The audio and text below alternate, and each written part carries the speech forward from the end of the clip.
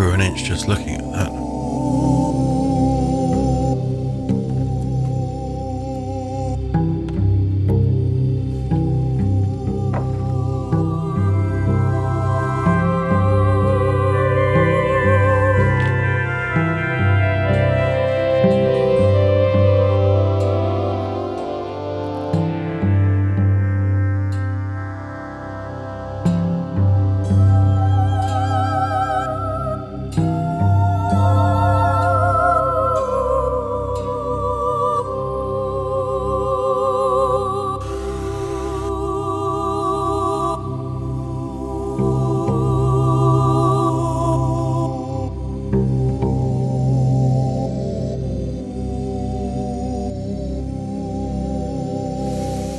The story behind this elm Burl, I was originally going to use it as a desk mat and inlay the keyboard and trackpad, but I changed my mind.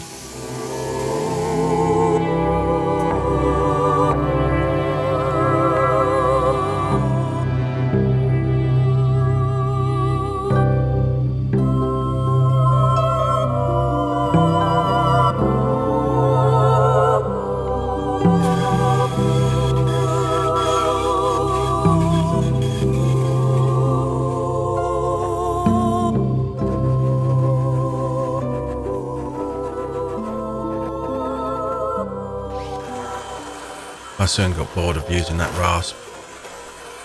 Yeah, that's exactly what it looks like. It's a brad point drill bit, 13mm, and a sharp one at that. Works like a hand plane. Nice little idea that, I think.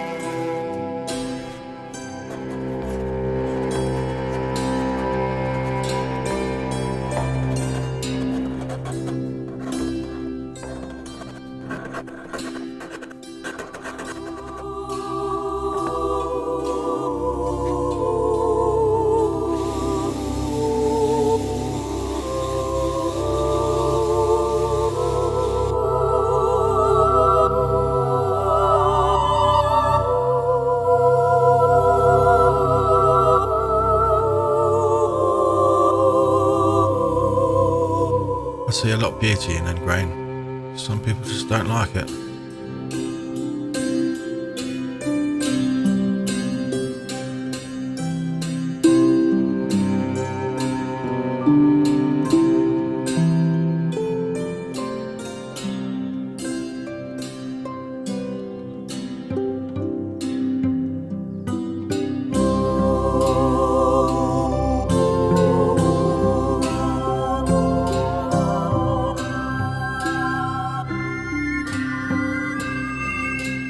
I used antique bronze pigment for all of the filler work in this, because the colour complements the oak and the burr so well.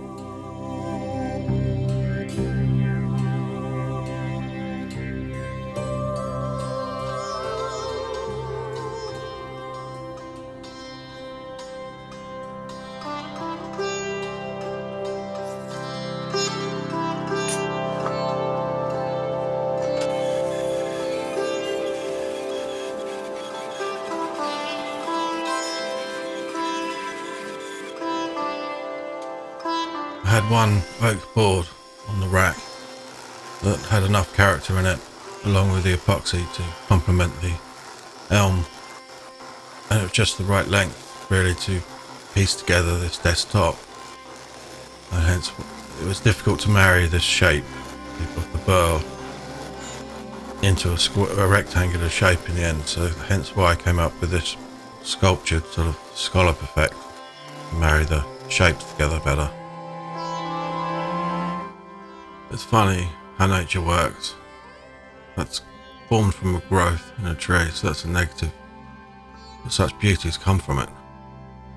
It doesn't get old looking at something so beautiful as that. If there was ever a glue up that was a cunnilingus, man, this is it. There were so many pieces. There's a lot to be said for doing a dry glue up, so you don't have all the stress. And of course I didn't do that, and I'm just glad I had lots of bars about to clamp to try and bring things level, and I don't know if coplanar is the right word. I got there in the end. God, was it peas and rice.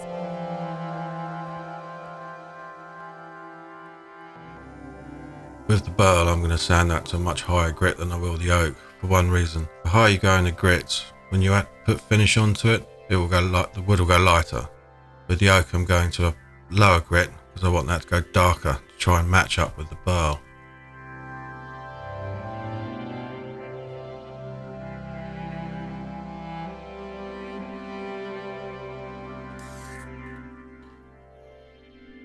I had a bit of an issue with the boards. I wanted a finished thickness of about 45mm, so I could only plane one face perfectly flat, which was my show face, which on the underside of the table left me dips, low spots I suppose you call them. So my plan was to use epoxy to try and level off those dips, because eventually you've got to do I call it a pit coat with the top. Now if that isn't even and nice and flat, it's not going to go well for you.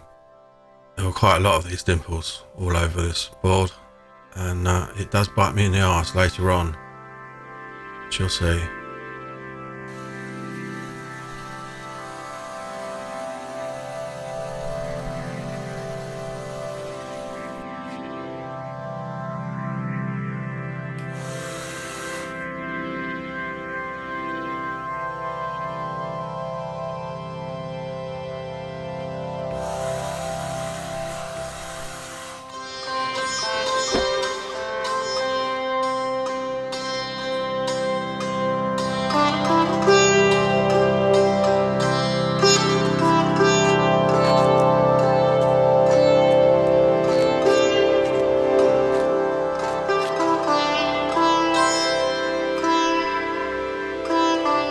Don't get me wrong, I mean you can see the enthusiasm in me here. I love using hand planes and hand tools, but epoxy and hand tools, it's like drunk ice skating is the best way I can explain it. AKA dancing in the wind.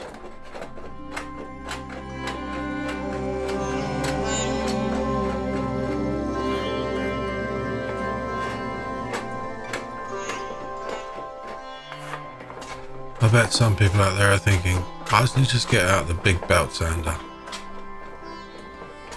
Power tools are great, but they can be too aggressive, they don't finesse. If I was to even try a belt sander on this, it's just going to clog the paper up. It'd be pretty useless, not to mention probably cause me more problems than I need. Might as well get our sweat on and paint it by hand with a number 7.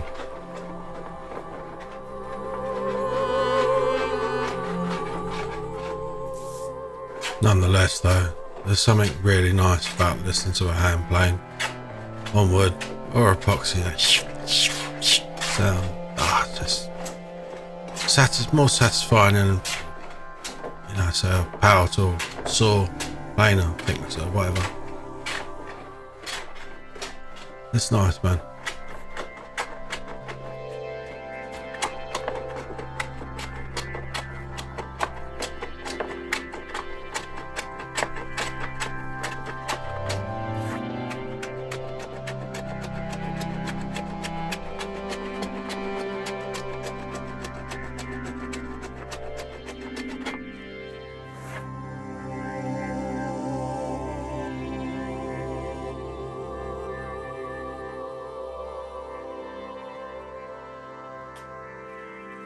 know this area doesn't look like much, but there's actually a good amount of epoxy there to try and level all that out. Some 5-6 mil thick, and it's going to be going in when you do the pour to like 25-30 degrees. Warmth probably too much, I know, but that's one side of the piece of wood that's sealed, remembering the other side isn't sealed. This was a big mistake of mine.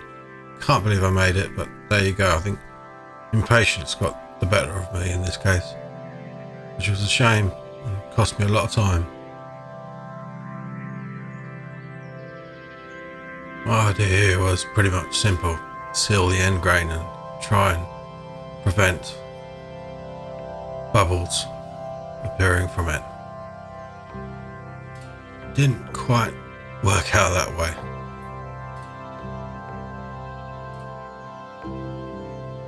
Being a perfectionist, as I am, I mean, I can't even put cork down without trying to make sure that that's absolutely perfectly in the corner and the same width, height, meets it all nicely.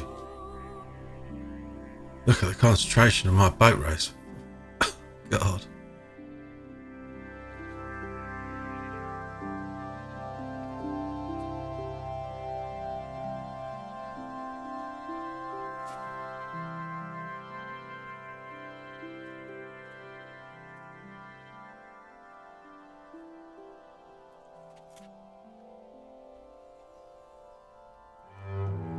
Having made my best attempt at drawing an ape out of cork,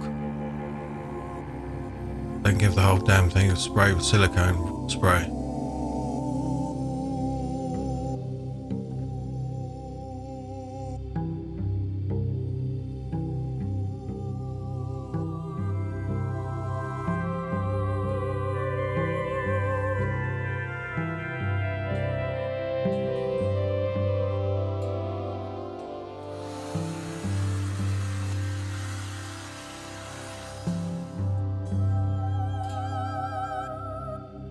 Was much a sleepless night, wondering as it was all over the floor, did it leak? Is there bubbles all over it? Let me the frick in. Clamouring to get in, just dying to find out. It's the first thing you do. You shut the car door, straight into that tent. What's there going to be? What am I going to find?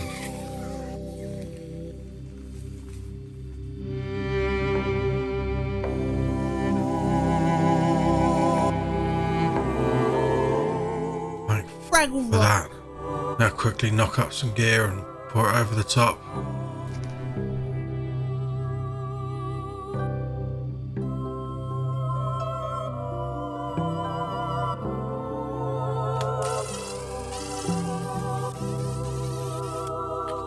Release the Kraken and split your pants doing it. Now you might have guessed this is my first time doing a resin table. And yeah, that's as bad as it looks. That decorator's cork, that's underneath the resin. What a prick.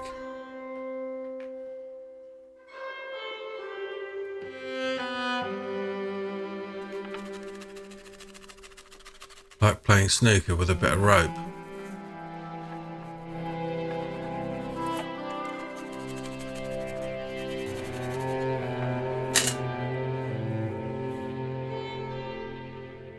So let's start with something that's easy and think while you're doing it what the hell you're going to do. That's what I did here. Obviously I'm still thinking WTF, what am I going to do?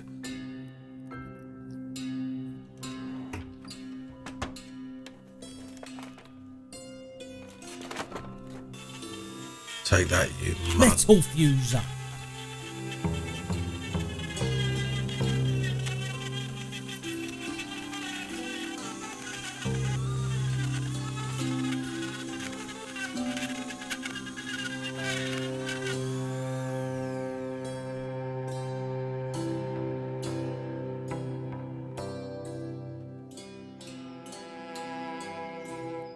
Bloody lifesaver that. Turned it into a 10-minute job.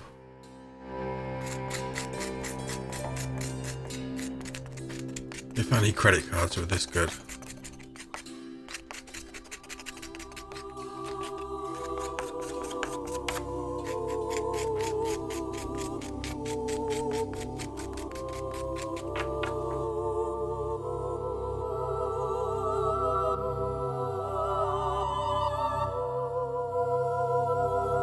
Looks like we got some West Ham supporters in there.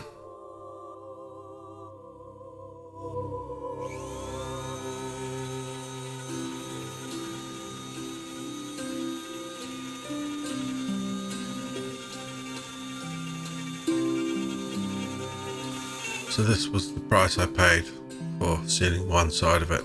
Good 10mm problem there. Nonetheless, got to fix all that shit. Fill it full of epoxy, level it off.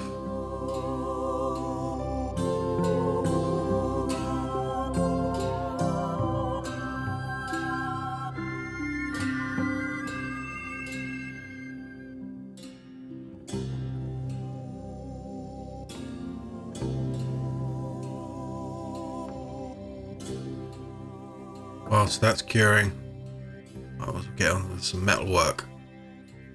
Not something I do a lot of. I can't stand the metallic taste in your mouth when you do anything with metal. It kind of reminds me of something. I won't say what, which might get me in trouble.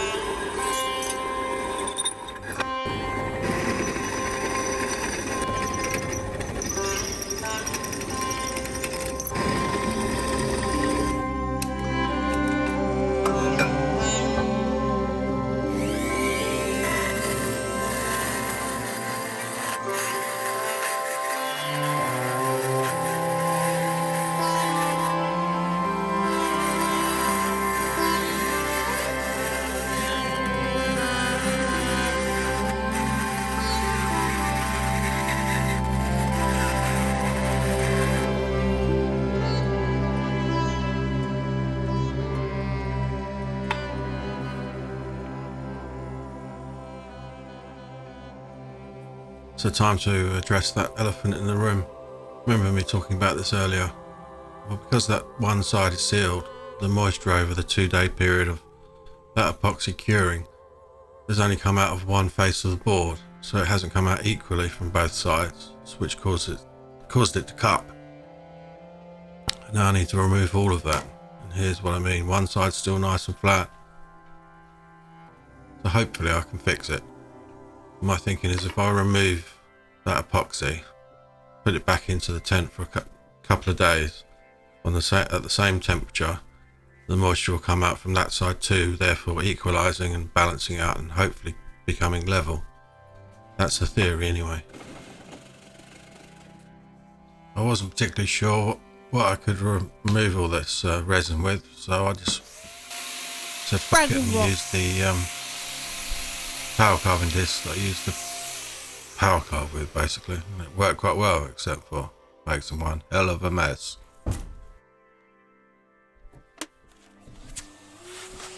My Henry has one hell of a coke habit, eh? Look. That takes me back.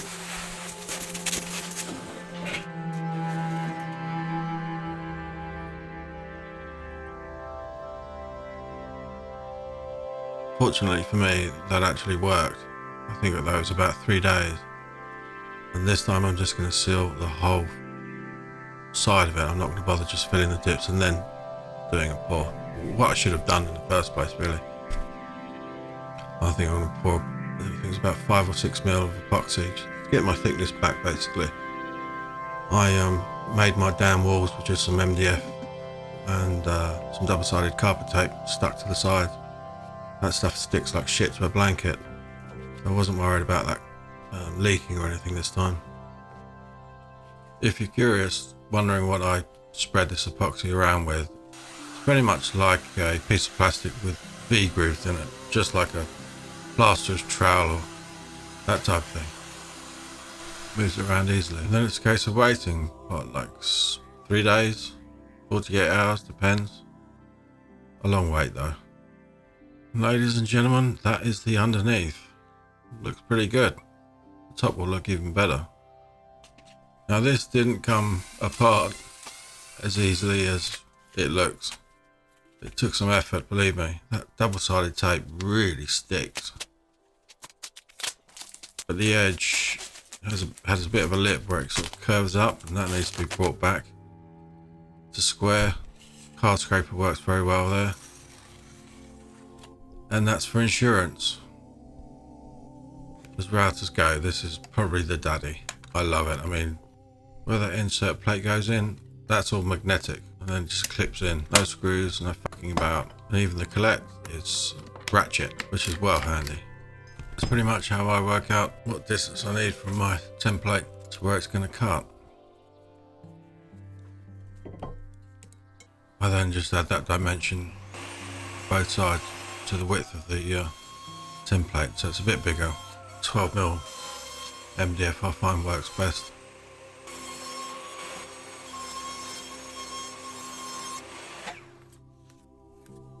Now I'm adding about 15mm expansion space for these braces, but I can't believe it's going to be even necessary. I don't know how this table is going to move, expand through seasonal movement at all, given it's sealed with epoxy. It's just don't think it's going to happen.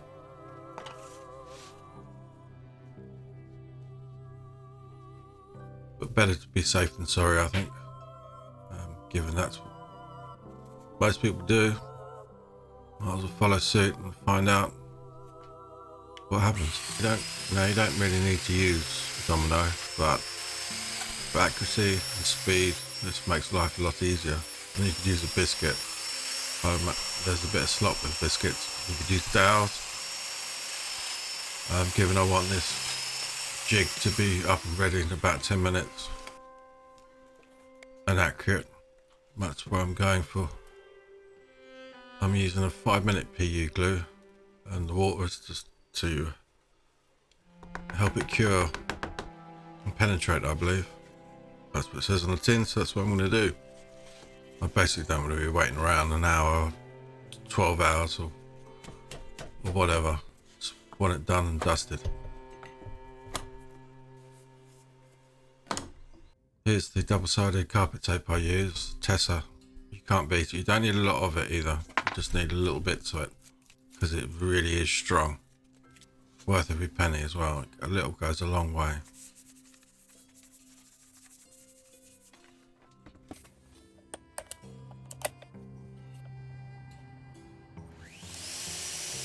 I'm pumping the router up and down like that just to get my starting hole drilled basically, and then I don't have to worry about burning. Or you could pre-drill using a drill if you like, but probably isn't going to be in the same spot as the router bit. And time to switch over to what I would call a surfacing bit, very much like a helix cutter head. I think it's about 1.5 inches wide, that one. Well worth the extra money, because you can change the blades on it just like a helix head. But again, you need to pre-drill if you can, otherwise it's going to be a hard time trying to start that bit to cut.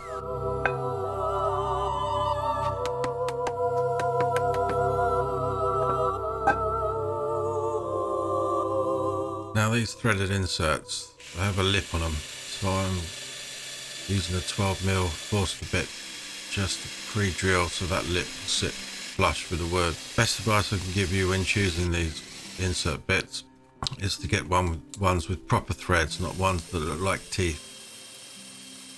They generally just snap on you with just a little bit of amount of torque, especially in hardwoods. I mean, I'd still use paste wax just to help things go more smoothly. If you're really struggling, you might got your pre-drilled hole the wrong size. Also, you can help yourself by turning it like a tap and die set, you know, quarter of a turn, turn it back, quarter of a turn. This, as it happens, was a waste of time. I thought, yeah, great, all that end grain that's open, Needs sealing. Later on I whipped it out and brushed epoxy all over it, so it's sealed like the rest of the table, to hopefully not have too many problems. I'm finally getting to the end of it now for the last, well, I call it the piss coat, but I use a tack rag here I get from 3M. Everything sticks to it beautifully. You could use a microfiber towel, they're good. It doesn't quite stick as well as the 3M pad does.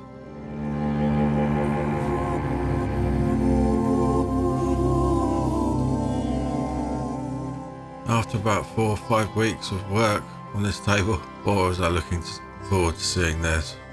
Oh, how that comes alive. Isn't it beautiful?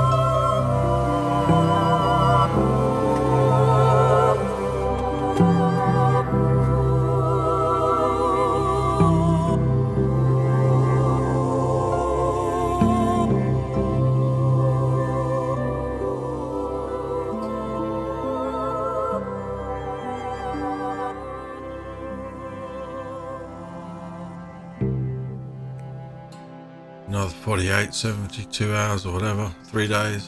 Oh, like pulling teeth. There's me having my fingers crossed nothing else goes wrong. Loads of bubbles coming up through the grain of this wood. And as much as I tried to fix them, vacuum them all out, kind of drill them to make them a bit bigger,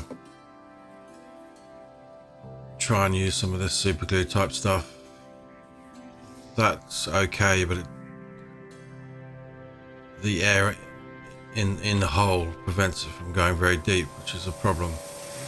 So I did my best really to fix what I could, and then it was straight onto I said sod it, let's just get it done, and then it's back onto cutting and buffing. Now epoxy is a bit of a prick for pigtails, and I found blowing it with the compressor as I sand made a massive difference. And then I had a quick little tickle on the sanding disc, and it didn't clog up too much. Without doing that, it clogs up within 1 square foot, one pass, and it's almost like you need new paper. It's a real prick. And the same deal again, I've got all these little sort of nipple things on the edges to get rid of with the number 4.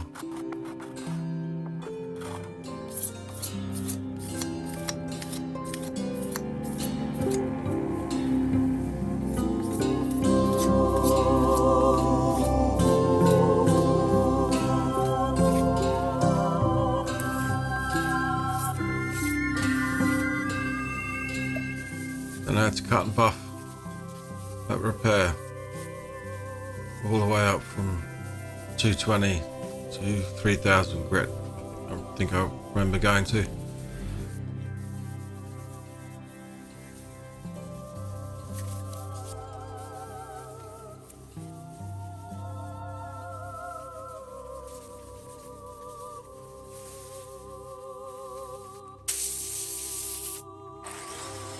A quick little tip for your buffing pads: don't stick them in a wash, don't wash them, let it dry up, and just use a block of wood just like I did there. If you get those pads wet, they take days to dry out and render themselves useless for days.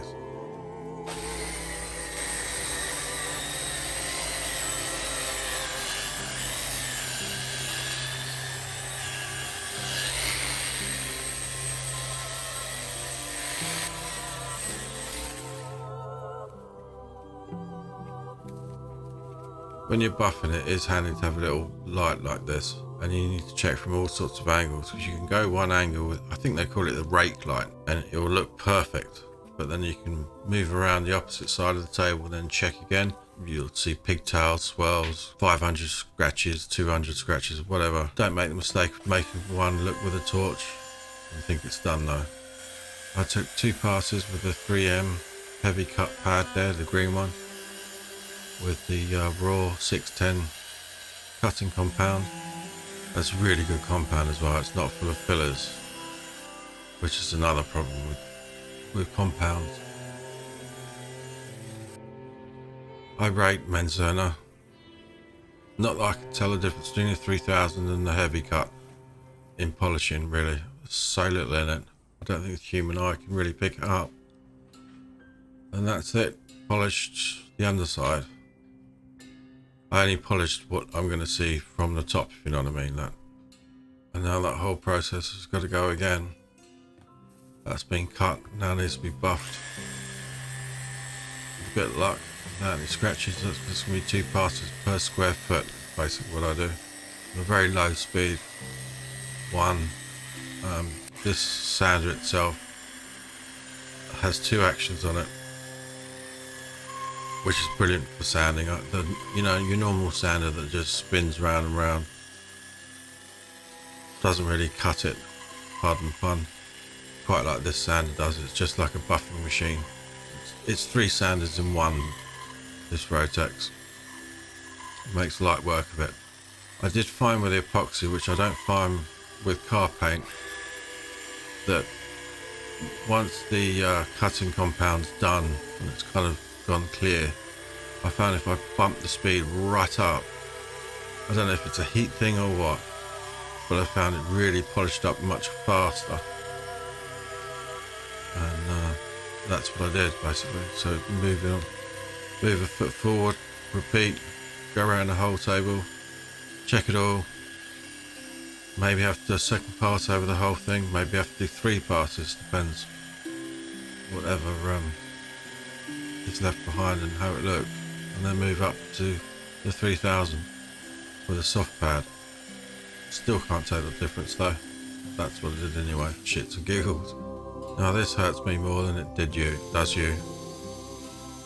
Drilling bloody holes through it, not just little ones either. I think that's 45 mil. That's a brand new Forstner bit as well. Boy, is it cutting slow. You'd think it's blunt. You'd think it's an old cutter. Shocking. Bosh, sort your life out. And the one in the middle even bigger. Can't remember what side that is. Something like 85 mil. Done all that work. I'm drilling fucking holes in it. Honestly, I thought about this for days before I did it. Is it worth it? I really need to do this. I thought if you don't, you're going to want to, it's worth what goes in these holes. And to add insult to injury, I don't know what was going on here at the time.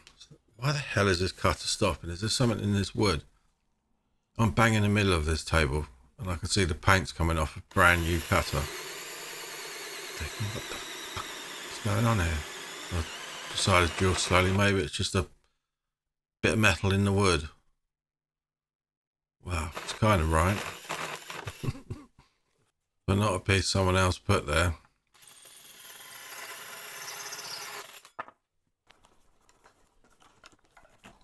As I was saying, cable management. Look at the black. Really a preferred brushed metal like every other aluminium looking bit that I've got on this desk. I'm having to use metal legs, which goes against everything I like, but I have no choice. If I was to build a wooden base out of oak or whatever nice wood, I'd have to build it again when I move. There's a big rad It comes about 1/3 into the table, so I can't even put the legs in all four corners. So there's no point me wasting money on buying wood and making a proper decent wooden base. Believe it or me, I'd much rather have a wooden base than metal legs. Metal legs to me just look like an afterthought and you couldn't be bothered to make a proper base type of thing. I have no choice, and I don't think metal legs on all four corners of a table that's 1.6 meters long is really going to be stable enough and support the whole top over a year with gravity involved in it. So afraid this is what it's going to be. For now, I can plug those holes later down the line and build a proper base and attach to that one day, which I will do.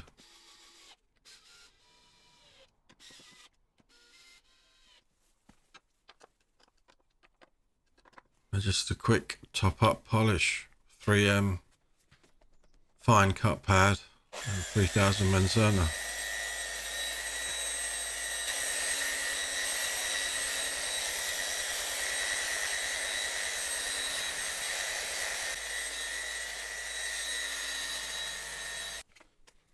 Wipe it off with isopropanol. Some more JDM jizz. Now, this is a Japanese car polish wax. I wouldn't use a wax that's for dark cars on something that's light like this. This works out, really makes it pop more. Don't have to do it, but I want it to look shiny, so. A quick money shot after the cut, buff and wax. Fucking beautiful, isn't it?